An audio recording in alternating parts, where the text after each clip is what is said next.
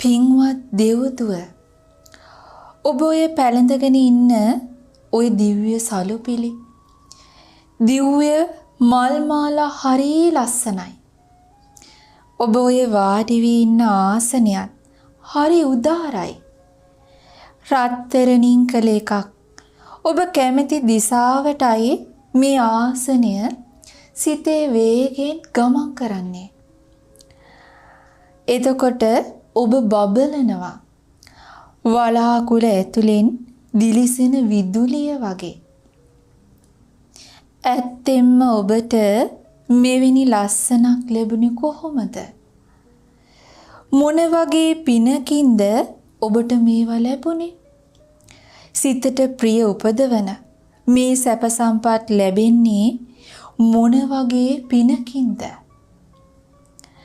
මහානුභාව ඇති පින්වත් දෙව්දුව මිනිස් ලෝකේ ඉන්න කාලෙදී මොන වගේ පිනක්ද ඔබ කළේ?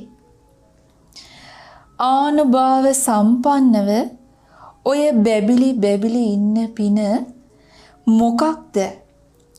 ඔබේ සිරුරින් විහිදෙන එළියෙන් හැම දිසාවම බබලනවා.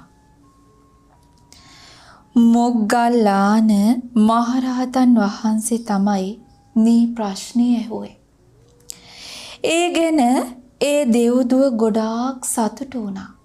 මොන වගේ පින්කම් වලින්ද මේ සැප ලැබුණේ කියන ප්‍රශ්නයට ඇය මෙහිමයි පිළිතුරු දුන්නේ.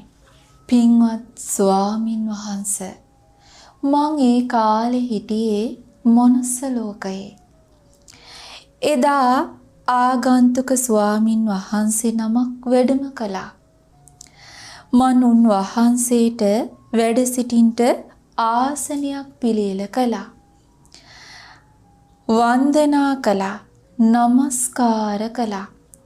මට පුළුවන් හැටියට දානයත් පූජා කරගත්තා.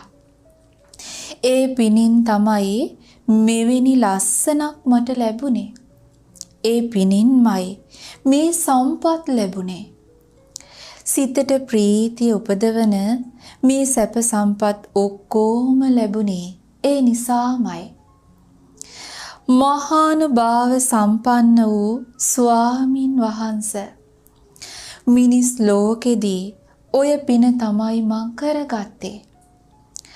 ආනුභාව සම්පන්නව බැබිලි ඉන්න පින ඕක තමයි. මගේ සිරුරෙන් විහිදෙන එළියෙන් හැම දිසාවම බබලනවා.